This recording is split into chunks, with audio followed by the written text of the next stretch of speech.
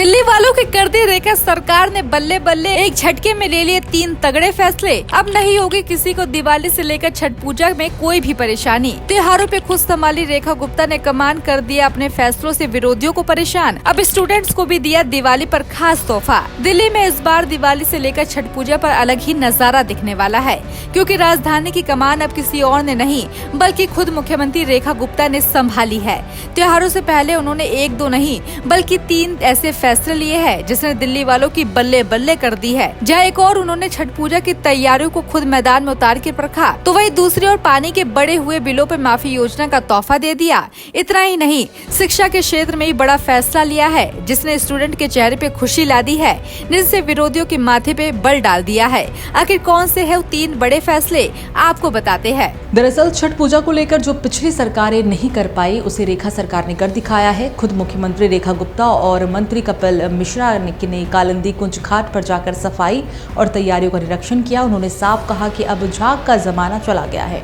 इस बार श्रद्धालु यमुना में स्वच्छ जल में पूजा करेंगे। आपको बता दें कि पहले की सरकारों के दौरान महिलाएं झाग और गंदे पानी के बीच पूजा करने को मजबूर थी, लेकिन इस बार रेखा सरकार ने सब साफ करा दिया है। इस दौरान रेखा गुप्ता ने ये भी बताया कि झाग रोकने के लिए किसी केमिकल का नहीं बल्कि पर्यावरण के अनुकूल ग्रीन डिफॉर्मर का इस्तेमाल किया जा रहा है। इस बारे में मंत्री कपिल मिश्रा ने ट्वीट कर कहा, जहां 11 साल झाग बहते थे वहां अब अविरल यमुना बह रही है और ये नई दिल्ली का नया चेहरा है। एक और जहाँ छठ को लेकर रेखा गुप्ता ने खुद कमान संभाली है, तो वही दूसरी ओर रेखा सरकार ने दिल्ली वालों को दिवाली पे ऐसा गिफ्ट दिया है जो करोड़ों परिवारों के लिए राहत की सांस लेकर आया है। दिल्ली जल बोर्ड के 11,000 करोड़ तक के सरचार्ज को माफ हो सकते हैं। खबर है कि नई स्कीम के तहत अगर उपभोक्ता 31 जनवरी 2026 तक बिल चुका देते हैं तो उन्हें 100% लेट फीस की छूट मिलेगी। अगर कोई 1 फरवरी 31 मार्च 2026 में बिल भरता है तो उसे 70% की छूट मिलेगी।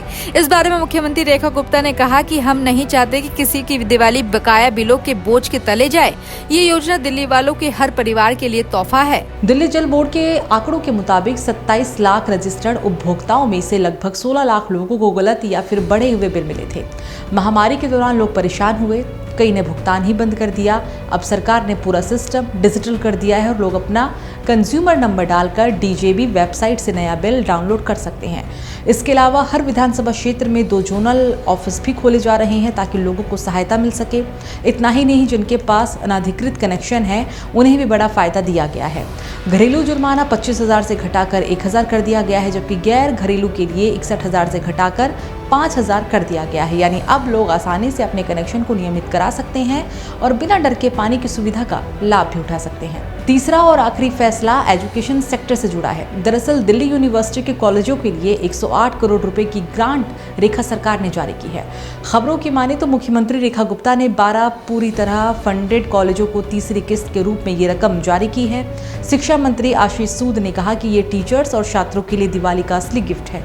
इस राशि से शिक्षकों की सैलरी, बिल्डिंग मेंटेनेंस, बिजली पानी के बिल, लैब अपग्रेडेशन और नई सुविधाओं पर खर्च होगा।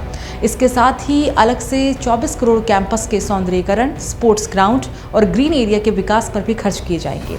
इस ग्रांट से सीधे तौर पर 12 नामी कॉलेजों जैसे कि दीनदयाल उपाध्याय कॉलेज, महर्षि वाल्मीकि कॉलेज, शहीद Sukhdev college of business studies आदि के हजारों छात्रों को फायदा मिलेगा। दावा है कि त्योहारों से पहले रेखा गुप्ता के ये 3 बड़े फैसले अब राजधानी की तस्वीर बदलने वाला साबित हो सकते हैं। जहाँ एक तरफ लोग छठ घाटों पे सफाई देख के खुश है, वही कॉलेज में छात्रों और टीचर्स के बीच उत्साह की लहर है। पानी के बिल माफ होने से आम आदमी की जेब पर राहत आई है।